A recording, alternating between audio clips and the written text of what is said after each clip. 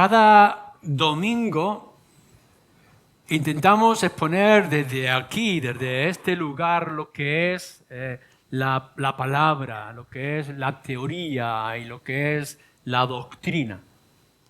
Y lo podemos hacer de una manera más clara, más poderosa, más sencilla o todo lo contrario, quizá más profunda, más complicada, extensa.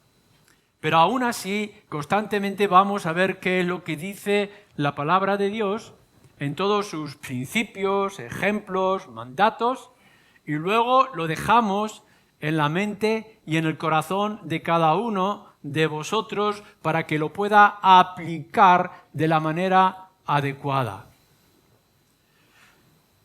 Lo que tendremos que ver y lo que tendremos que buscar es que todo aquello que aprendemos o que recibimos de la palabra de Dios lo podamos ver después expuesto, aplicado, ejercido en nuestra vida diaria.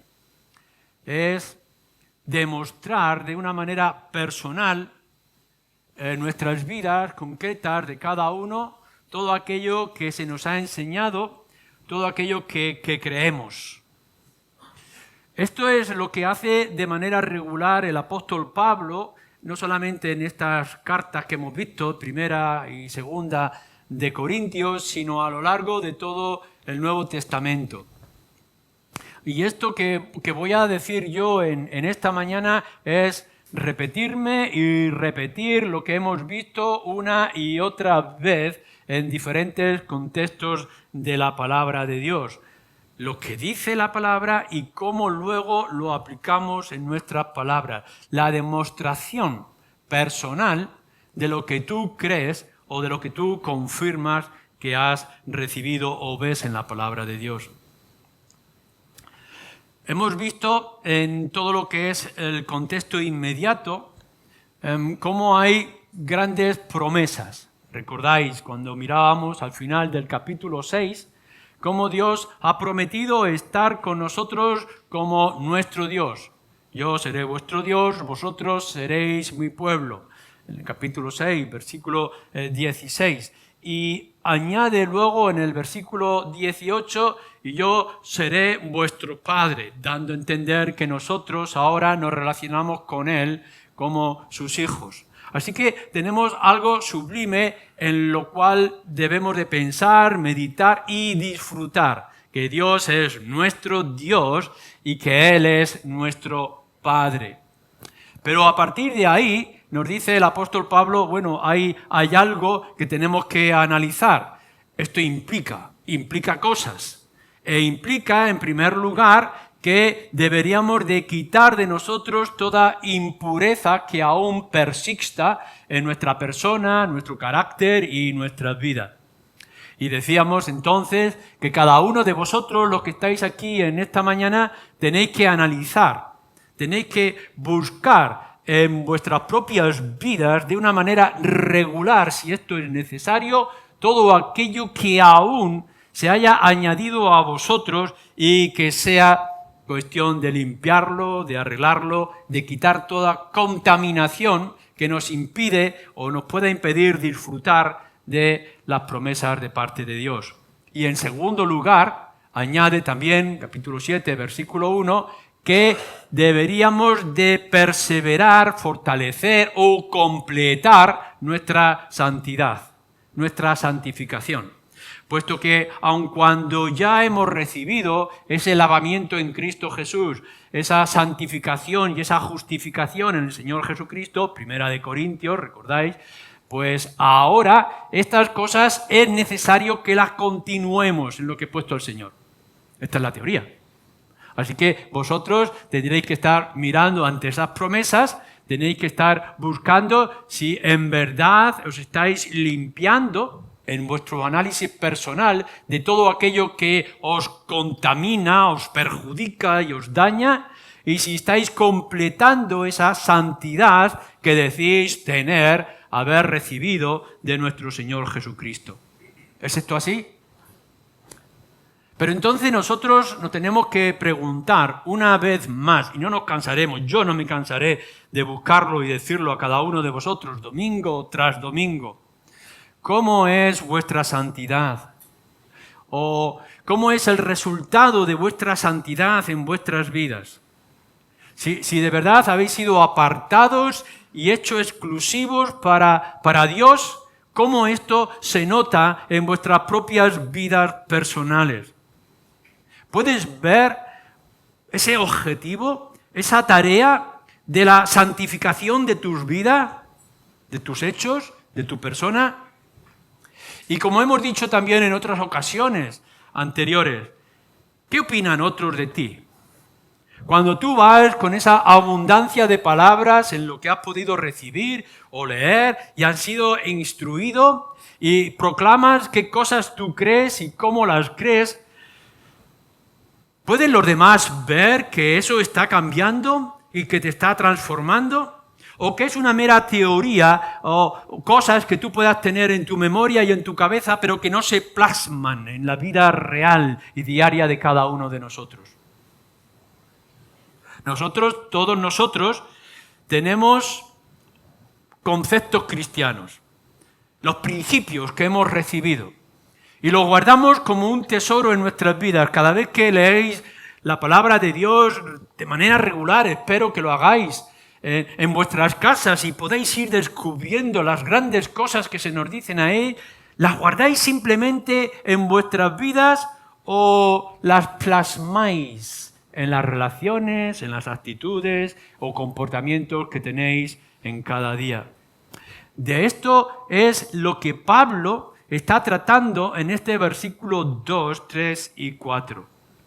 Después de habernos dicho, fijaros, es toda una carta sin rupturas, cuando es escrita por el apóstol Pablo para la iglesia en Corinto, nos está diciendo, bueno, tenemos las promesas, por tanto, hagamos de esta forma. Y enseguida nos dice, admitidnos, aceptarnos. A nadie hemos agraviado, a nadie hemos corrompido, a nadie hemos engañado.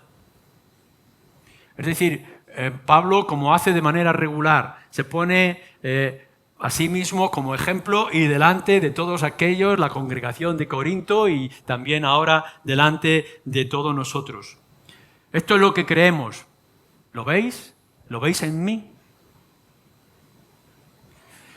Claro, aquí nos encontramos en un terreno difícil porque ponerse delante de alguien para que le juzgue, le manifieste, le señale, es muy complicado y a veces es muy hiriente. Y eso lo pongo yo en mi propio caso y en mis propias circunstancias de poder traer domingo tras domingo los principios cristianos. Así es como tiene que ser un creyente, esta debe ser la actitud del cristiano, y de pronto que pueda venir, que tenga que venir yo delante de vosotros y decir, ¿lo veis esto en mí? Y eso trae una carga inmensa, no solamente conmigo, sino cualquiera de vosotros que tenga esa misma actitud. Pero esta es la realidad, y esto es lo que tenemos que tratar. No simplemente que creamos las cosas, sino que vivamos las cosas y los que están delante de nosotros vean esas cosas obrando en nuestras vidas, en todos los principios, como he dicho antes, y en todos los mandatos. Dejarme que traiga un primer punto en esta mañana.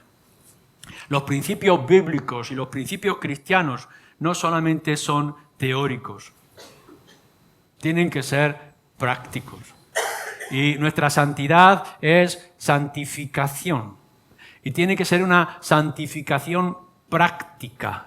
Es decir, que tiene que ser visible. Cuando los estudiantes y cualquiera que tenga afición por la ciencia, la física, y pueda estar recibiendo instrucciones en la universidad, en sus clases y en la vida diaria, todo eso, todos esos principios de ciencia y de conocimiento son para usarlos. No son simplemente ideas teóricas. Lo podemos leer como un mero entretenimiento, pero todo ese conocimiento es para que se pueda ejercer. No pensáis que es penoso cuando haya gente que haya aprendido a escribir y no escriba, o haya aprendido a leer o no lea. Uno puede llegar y de pronto al niño descubrirle que 2 y 3 son 5. Y de pronto se le abre el campo de las matemáticas. Pero si no le enseñamos o no le encaminamos al niño de que esas matemáticas serán útiles para contar sus caramelos y para repartirlos con sus compañeros, ¿de qué sirven esas matemáticas? Y si nos esforzamos a que alguien que es analfabeto, que por fin pueda entender aquello que está leyendo en sus libros, en sus primeros libros, es para que después pueda edificarse y pueda aplicarlo. Y de pronto podemos ver que tanto los niños con sus matemáticas o aquellos que han aprendido a leer y a escribir lo puedan estar ejerciendo y practicando en todos sus negocios y en todos sus comportamientos y en su vida diaria de relación. Un país es analfabeto cuando no puede entender y comprender sus negocios, sus contratos, o cuando tiene que negociar con una hipoteca en un banco, o tenga que ir a contar sus monedas después de ir a comprar a un supermercado. No nos podemos imaginar, ni siquiera en una sociedad en la que estamos viviendo, que todo lo que hemos recibido de teoría en ciencias o en el desarrollo de la escritura no lo debamos de aplicar de manera diaria y constante.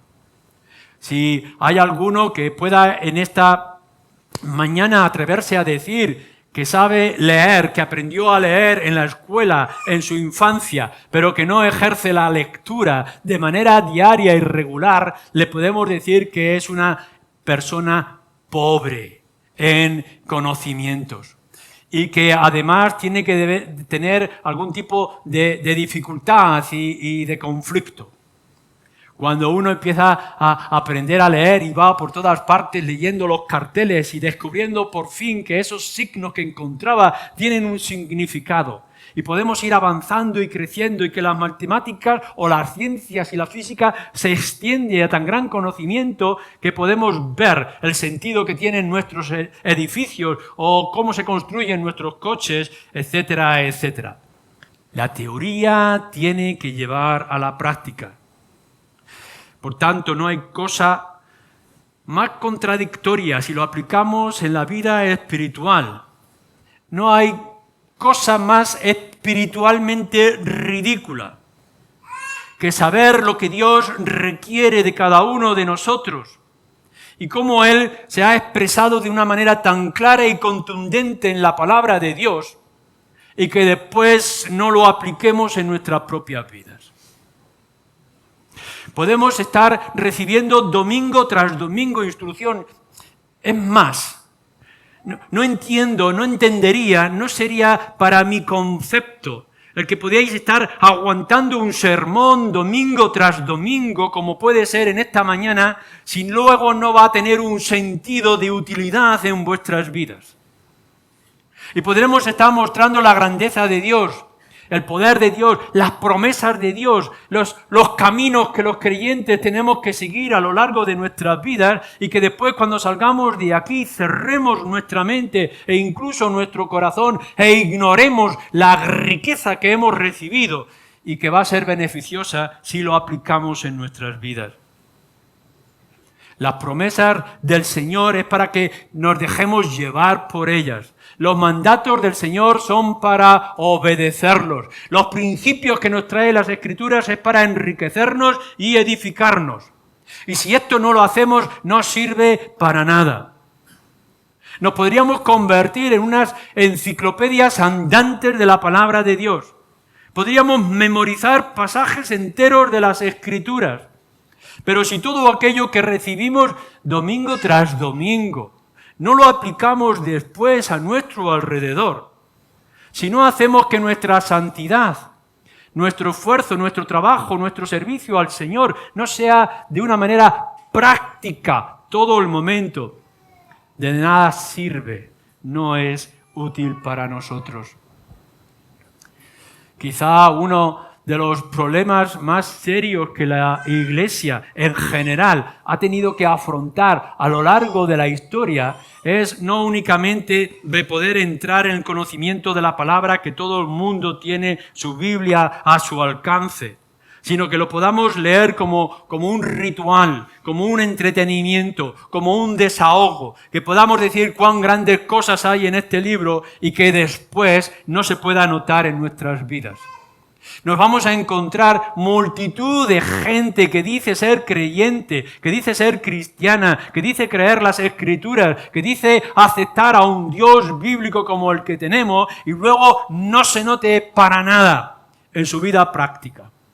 Podemos encontrar incluso países casi completos que empiezan a hablar de evangelio, de evangélicos, de Escritura, de la Biblia, de Cristo, pero que no se nota en su vida diaria y en su comportamiento y en su relación con la gente que está con ellos, ya sea en la familia, ya sea en el trabajo, ya sea en la sociedad.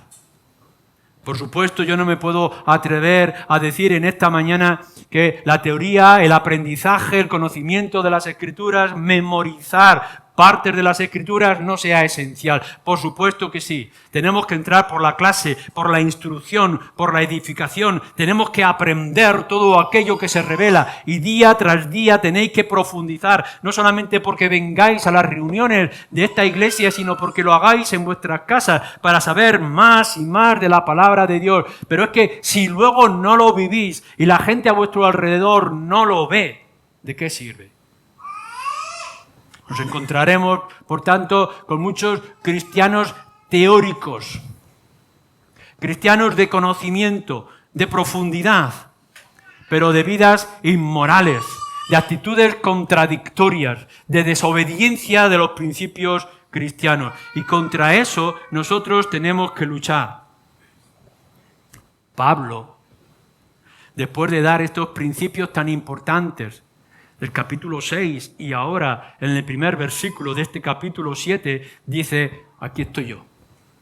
Algo que tengáis que decir, hacer lugar para mí, para que podáis entender y comprender.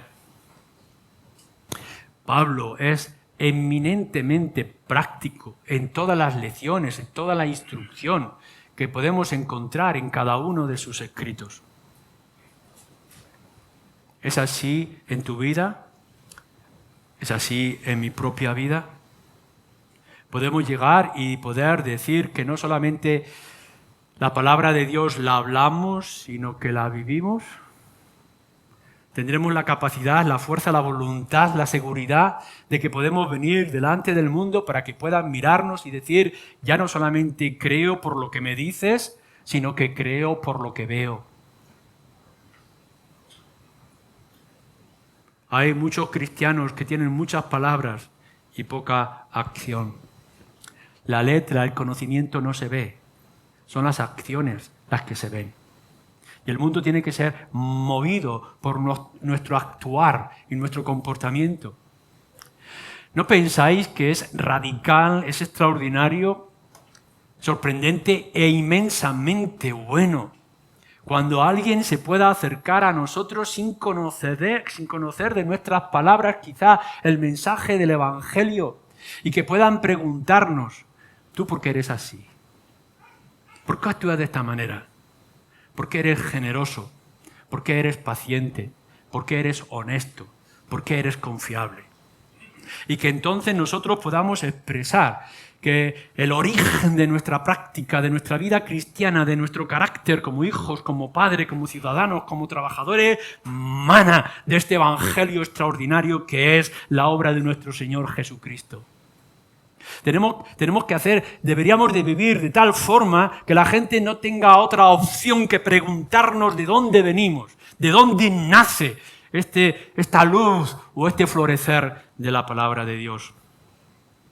Y ocurre todo lo contrario, que vamos alardeando y mostrando de nuestro evangelio, de nuestro conocimiento, con una especie de arrogancia por lo que hemos descubierto en la palabra de Dios y nos tienen que señalar como malos padres, malos hijos, malas personas o personas deshonestas en un área o en otra. En segundo lugar, lo que yo quiero mostrar, o lo que nos quiere mostrar Pablo en estas líneas de su carta, es que nuestra santidad, la que decimos tener, nuestra espiritualidad, siempre va a estar en medio de otros. Siempre va a estar delante de la gente. No hay ninguna parte en las Escrituras que nos diga, conviértete al Señor Jesucristo y escóndete. No dice en ninguna parte de la palabra de Dios, tú acepta al Señor Jesucristo y después apártate del mundo en medio de un desierto y vive tu fe para ti mismo. Todo lo contrario, miréis donde miréis, la fe que decimos tener y que habemos recibido por pura gracia, la salvación que ahora es nuestra en el Señor Jesucristo es para que el mundo vea cómo hemos sido transformados. Por tanto, en el mismo instante que nos hemos hecho cristianos, santos, exclusivos para Dios, hemos recibido una tarea y vamos a estar delante del mundo. O para mal, porque nos persigan y nos desprecien, o para bien, para que puedan ver cómo Dios puede obrar en hombres y mujeres como nosotros. Y entonces Pablo dice a sus propios lectores que constantemente por las críticas y las dudas que podrían tener los creyentes ya en ese mismo inicio, él puede llegar una y otra vez en la primera carta, en la segunda carta ya hemos visto varios pasajes, después vamos a ver algunos más donde nos dice Pablo, aquí estoy, tenéis que señalarme, veis mi comportamiento. Siempre nos va a emocionar cuando el apóstol Pablo en la despedida a los ancianos de Éfeso, en el libro de Hechos, podemos ver cómo se despide y dice, vosotros sabéis mi comportamiento, yo cómo he actuado a lo largo de mi vida. No solamente he venido con palabras, sino que podéis ver cuál es mi actitud. Porque constantemente el apóstol Pablo está diciendo, no es únicamente que hagáis lo que yo digo, sino que hagáis lo que yo hago. Que me imitéis a mí, no por orgullo, sino porque yo imito a Cristo. Y eso es lo que cada uno de nosotros tendría que expresar en el mundo donde nos movemos y la gente que está a nuestro alrededor. Que podamos decirle a todos con una claridad tremenda, que no solamente acepten lo que nosotros decimos que emana del Evangelio, sino que acepten la manera de nuestro comportamiento y de nuestra actitud. Aceptarnos. Dice, admitirnos es hacer lugar en vuestros propios corazones de nosotros. No solamente hay un deseo de ser aceptados, sino de profundo afecto. Ya lo había dicho en el capítulo 6 anterior, en el versículo 13 dice, pues para corresponder del mismo modo como a hijos, ensanchad vuestro corazón también por nosotros. Y así lo repetirá también en otros lugares. Es el corazón. No únicamente Pablo está diciendo, me tenéis que amar o me tenéis que aceptar por lo que yo enseño, sino que me tenéis que aceptar también por lo que yo vivo y como yo lo practico. Cuando yo era niño y me regañaban de alguna manera alguna cosa, más recuerdo cuando era la hora de la comida y estábamos en la comida y los niños no parábamos de hablar, de criticar, de reír y nos decían nuestros padres, calla, en la mesa no se habla. Entonces con atrevimiento yo podía llegar a pero tú hablas, pero tú también estás constantemente diciendo cosas, no te callas. Y me decían, haz lo que yo te diga y no hagas lo que yo hago. Y aquello me sonaba raro y me sonaba mal y seguramente hoy en día no suena mal. ¿Cómo voy a hacer solamente lo que tú me digas y no voy a hacer lo que tú haces? La vida cristiana no funciona así. Y en todos nuestros aspectos y nuestro comportamiento no funciona así. Nosotros nos ponemos delante de la gente y tenemos que atrevernos. El Evangelio nos tiene que transformar de tal forma, de tal manera, que no solamente podamos decirle a la gente, haz lo que yo te digo, cree en el Señor Jesucristo, confía en la obra del Señor, ve a las Escrituras, lee los mandatos, no mientas, no robes, etcétera, etcétera, etcétera. Sino que tenemos que ir a la gente y podamos decirle, mira lo que Cristo ha hecho en mí, cómo yo vivo. Que no me pueda señalar nadie diciendo, tú no confías de manera real en el Señor Jesucristo, y tú todavía mientes en tus negocios o en tus actitudes, y tú todavía ahí y guardas codicia en tu corazón. ¿Cómo voy a presentar yo el Evangelio delante de la gente si no lo estoy viviendo y ellos no lo están absorbiendo? No podemos buscar simplemente que nos acepten, porque tenemos una claridad y una transparencia a la hora de presentar las Escrituras. Debemos buscar que nos acepten por la manera en que vivimos y cómo practicamos lo que creemos. Admitirnos, aceptarnos, ponernos en vuestro corazón, mirar quiénes somos, cómo enseñamos y cómo es nuestra actitud. Pablo ya lo ha hecho anteriormente. No solamente es de poder guardar en su propio corazón, sino de poder haberlos recibido. Uno no va presentando el Evangelio sencillamente como una teoría detrás de un mostrador, aquí tienes, haz lo que quieras con ello, sino que Pablo se envolvía completamente con las personas e incluso lo podemos ver llorando y sufriendo las penalidades y los conflictos que se encontraba en los diferentes lugares de su ministerio. Si Pablo lo hace, Pablo entonces lo puede demandar y lo puede pedir a los que están a su alrededor. Ya sea porque Pablo es siervo, el instrumento de Dios, apóstol, con toda la autoridad, con todo el dominio y control de la palabra que pueda tener de parte del Espíritu como un mensajero de Dios, pero también de todos los hermanos. Y que podamos ensanchar nuestros corazones para todos aquellos que tengan algo que mostrarnos. Al hermano, no solamente hay que aceptarlo. Creemos las mismas cosas, nos identificamos con el mismo conocimiento, participamos de la misma fe, los mismos principios éticos o de credos. No solamente es aceptar al hermano, como Pablo puede haber estado diciendo, sino que añade que tenemos que amarlo. Y lo hemos visto anteriormente, y lo hemos visto también los jueves cuando estudiamos Romanos. Al hermano hay que amarlo, hay que aceptarlo. Nos tiene que unir no solamente lo que creemos, sino el cómo practicamos lo que creemos, cómo lo vivimos. Así, Pablo está diciendo, bueno, yo os he dado la teoría, ahora hacer lo que a vosotros os pueda parecer. No, aquí estoy. Y si os he dado la instrucción y os me he presentado con el poder del Espíritu para traeros este mensaje, ahora aceptarme, guardarme en vuestro corazón. He aquí la instrucción, he aquí mi vida completa. Me da temor decir esto e identificarme o atreverme a identificarme con el apóstol Pablo. Siempre me ha dado un temor y me sigue dando un temor inmenso que yo pueda estar delante de vosotros y decir, señalarme algunos defectos, algún pecado, alguna debilidad, alguna contradicción y que alguno de vosotros me señale y me diga, aquí están. Esto es. Has tenido un mensaje muy claro, pero una vida contradictoria. Quiera el Señor que eso no pueda ocurrir nunca de una manera grave y vergonzosa para el nombre del Señor. Y espero que no ocurra en ninguno de vosotros. Pero Pablo tiene que dar pruebas.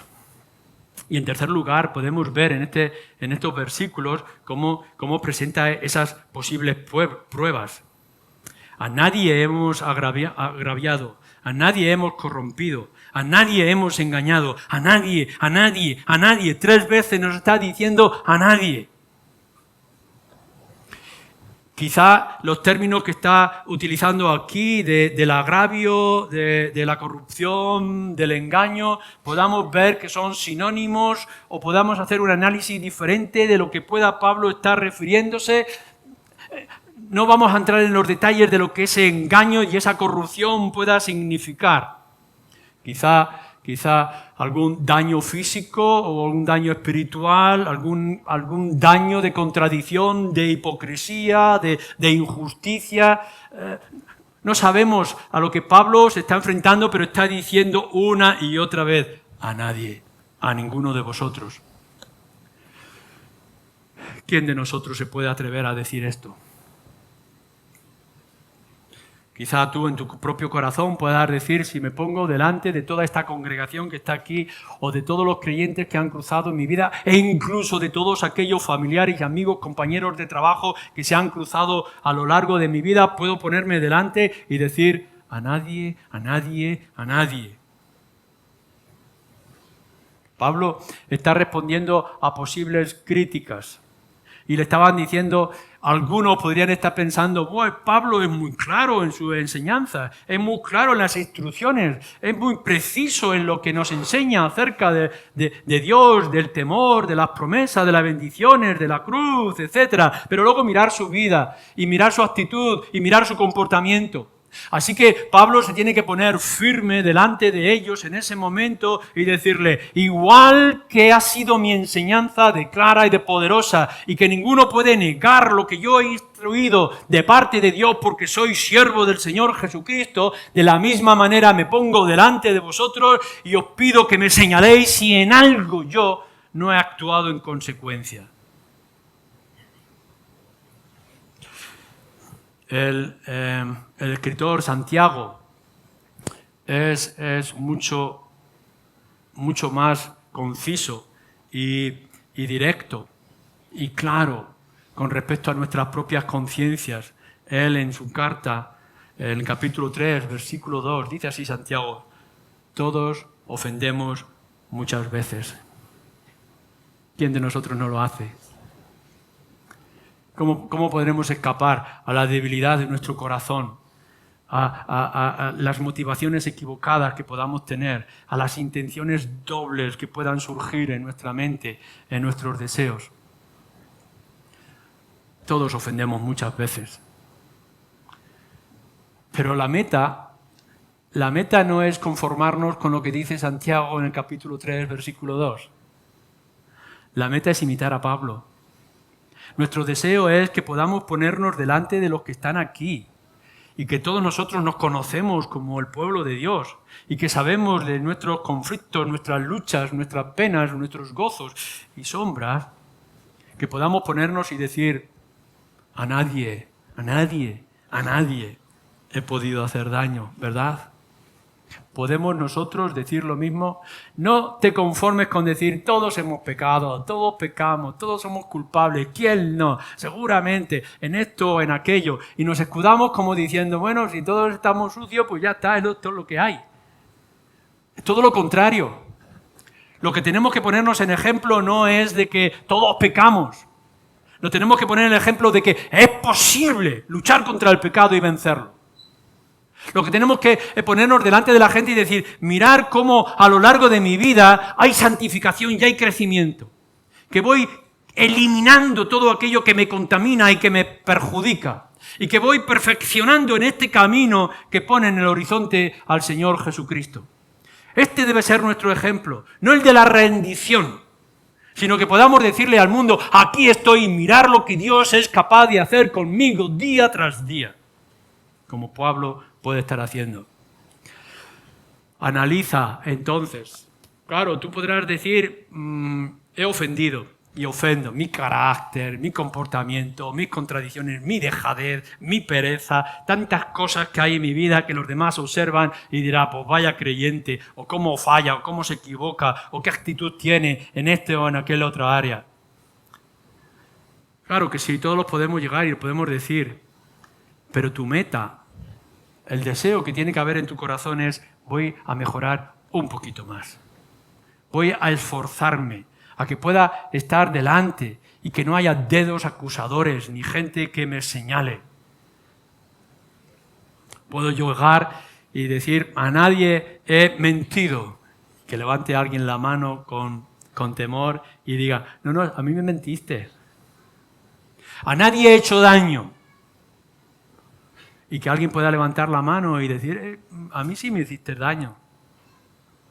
No está para decir, bueno, vayamos a Santiago. Santiago capítulo 3, versículo 2, todos ofendemos muchas veces. No, lo que tendremos que hacer en esos casos, cuando alguien nos señala, es busquemos otra vez el mejorar nuestra actitud y nuestro comportamiento a los ojos de Dios en primer lugar y a los ojos de los hombres en segundo lugar. Corrige todo lo que tengas que corregir en tu vida, en el nombre del Señor te lo pido. Restaura, pide perdón y perdona todas las veces que sean necesarias. Analiza cada hueco, cada área pequeña que pueda ser insignificante a tus ojos que encuentres a lo largo de tu vida. No te conformes. De la misma manera que perseveras, y te animo a que perseveres en el estudio de la palabra de Dios y que encuentres todos los principios, todas las bendiciones que de verdad te van a bendecir en tu vida, que después los puedas demostrar en todos los círculos donde te mueves. Tienes que trabajar de tal forma la Escritura que no solamente esté aquí, sino que esté aquí y esté aquí en nuestras acciones y en nuestro comportamiento. Y que podamos decirle a la gente, he aquí donde estoy, puedes juzgarme, pero me tendrás que juzgar por lo que digo y por lo que hago. El apóstol Pablo nos dice de amarnos mutuamente y que debemos de estar en el corazón de cada uno de nosotros. Es uno de los mandatos que vemos en Deuteronomio, la ley, y es un mandato que vemos de parte de nuestro Señor Jesucristo de manera directa, y es un mandato que lo podemos ver en las cartas y que se repite una y otra vez. Resumir la ley, analizarla en dos mandatos directos: amar a Dios sobre todas las cosas, con todo el corazón, alma, mente y fuerza, y al prójimo como a ti mismo. Y eso tiene que estar constantemente en nosotros. No es teoría, sino que es práctica. Que podamos decir como Pablo y exponerse delante de aquellos y decir, no solamente yo os enseño que hay que amarnos mutuamente y que tiene que haber amor fraternal, leer otra vez Romanos y tantas otras cartas de los apóstoles, sino que tenga que decir, ¿veis cómo yo lo hago? ¿Lo estáis haciendo también vosotros? ¿Nos manifestamos en el amor fraternal? No vale que puedas decirle, como hemos dicho en otras ocasiones, yo te amo, pero no lo veamos. Que amar sea una palabra que repetimos hasta la saciedad, pero que no hay acción. Hay que amar al prójimo, pero con hechos, con la actitud, con el comportamiento. Y Pablo, fijaros cómo lo dice, versículo 3 otra vez. No lo digo para condenaros, pues ya he dicho antes que estáis en nuestro corazón para morir y para vivir juntamente. La expresión de vivir o morir es muy clara y muy sencilla. Mirad, no tenemos que amar, no tenemos que practicar, no tenemos que sentirnos el uno con el otro mientras las cosas están bien y mientras hay gozo. Uno podrá llegar y decir, como es receptivo, como también es amoroso, como es simpático, como empatiza conmigo, porque nos identificamos, entonces yo lo amo. Mientras me esté haciendo bien y me traiga beneficio a mi vida, entonces yo amo a esta persona. Pablo está diciendo, ya sea para perjuicio, ya sea para beneficio, ya sea para muerte, ya sea para vida, estáis en nuestros corazones. Y esa debe ser no la teoría que tú puedas tener para con tu hermano o tu semejante a tu alrededor. No una teoría de decir, la Biblia me dice que tengo que amar a mi prójimo y especialmente a mis hermanos. No, esa es la teoría. La práctica es que tus hermanos puedan decir, este hombre, esta mujer me ama. Y lo veo en su actitud y en su comportamiento, en su atención, en su dedicación en mis tiempos difíciles. A cualquier coste. A cualquier coste, aun cuando sea para muerte, aun cuando exija desgastarnos hasta el final, que no simplemente sean palabras en vuestras bocas, sino que sea acción en nuestras vidas y en nuestros hechos. En cuarto y en último lugar, versículo 4, mucha franqueza tengo con vosotros, mucho me glorío con respecto de vosotros, lleno estoy de consolación, sobreabundo de gozo en todas nuestras tribulaciones. Y una vez más, en las expresiones que está teniendo Pablo, que debemos identificarnos nosotros, fijaros que habla de mucho, de lleno, de sobreabundar en franqueza, en el orgullo, en la consolación, en el gozo que tiene para con sus hermanos. No un poquito, no un espacio concreto de mi vida. No, dice mucha franqueza, mucha confianza en lo que está diciendo. Tengo yo con respecto a vosotros. Mucho me gozo, mucho me siento orgulloso de todos vosotros. Lleno estoy de consuelo, sobre todo cuando nos dice en el versículo siguiente, en el versículo 5, que ha tenido el encuentro y las noticias de su discípulo Tito, que ya trataremos más adelante. Sobreabundar en el gozo, aún a pesar de las tribulaciones que pudiera tener. Lo hemos señalado muchas veces y lo tendremos que señalar una vez más en esta mañana. No busquéis la ley del mínimo esfuerzo, hacerlo justito para aprobar. Nos exige la palabra de Dios y el ejemplo de Pablo, que hagamos todo por mejorar día tras día. No conforméis con ser aceptables, ya fuisteis aceptables a pesar de vuestros pecados por el Señor Jesucristo. Pero no conforméis con ser aceptables en medio de los hermanos y en medio de la congregación. Llenaros, llenar vuestro corazón, ampliarlo, ensancharlo con todas vuestras fuerzas, para que en realidad haya esa confianza, ese orgullo por ser cristiano, por tener a tus hermanos, esa consolación que viene de la comunión cristiana los unos para con los otros, ese gozarnos en ser lo que somos, tener lo que tenemos y compartirlo entre todos nosotros. Tenemos que hacer todo lo que sea necesario, esfuerzo día tras día para que este pequeño músculo que tenemos aquí se vaya ampliando, para que dé cabida más y más a nuestros hermanos, no con los que simpatizamos, sino con todos aquellos con los que tenemos algo que compartir. La relación fraternal, viviendo y disfrutando de todos los principios que recibimos, ayudándonos a limpiarnos y ayudándonos a completar lo que debemos de ser para edificar este edificio que es la Iglesia, el cuerpo de nuestro Señor Jesucristo. Tratarnos, cuando sea necesario, con exhortación. Claro que sí. Por eso tiene que haber una confianza tremenda.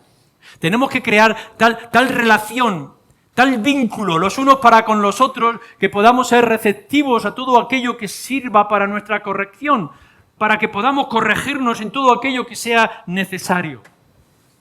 Pero también tiene que haber tal confianza y tal relación los unos para los otros. Tiene que estar nuestro corazón de tal manera tan ensanchado y preparado para que podamos animarnos en el tiempo del desconsuelo, para que pueda haber ese ánimo mutuo en medio de las circunstancias y de las dificultades. Cuán importante es que podamos tener hermanos a nuestro alrededor que nos animen y que nosotros podamos animar. Tratarnos con esa anchura de corazón para que podamos compartir las cargas. No únicamente que simpaticemos, pobre hermano, los problemas que tiene y las dificultades que tiene que afrontar, sino que podamos empatizar y ponernos en su lugar para que podamos colaborar, llevando sus cargas, o ellos las nuestras, sin ningún tipo de orgullo o de arrogancia, sino con toda humildad. Exhortándonos, animándonos, compartiendo nuestras cargas y gozándonos del bien del otro. Cuando podamos ver que nuestro hermano crece y se fortalece y que pueda disfrutar de una comunión especial con el Señor, que le va bien en su trabajo, le va bien en su vida, le va bien con su familia, le va bien en el compromiso de la Iglesia, y que podamos gozarnos de tener un hermano como este que pueda traer tantos beneficios y que sea un ejemplo para nosotros para poder ser igual que ellos. Esto es lo que es la vida práctica. Esto es lo que es la santificación delante de la gente. No habéis recibido un tesoro para guardarlo en vuestro armario. Hemos recibido un tesoro en nuestro corazón, con la relación con el Señor. Estas promesas tan extraordinarias de parte de Dios, las riquezas inescrutables de nuestro Señor Jesucristo, para que nosotros nos esforcemos en mejorar en nuestras vidas, limpiarnos y completar. Nos dice el versículo 1, sino para que los que estén a nuestro alrededor puedan llegar y decir, lo está consiguiendo, más cerca del Señor, más bendiciones en su vida.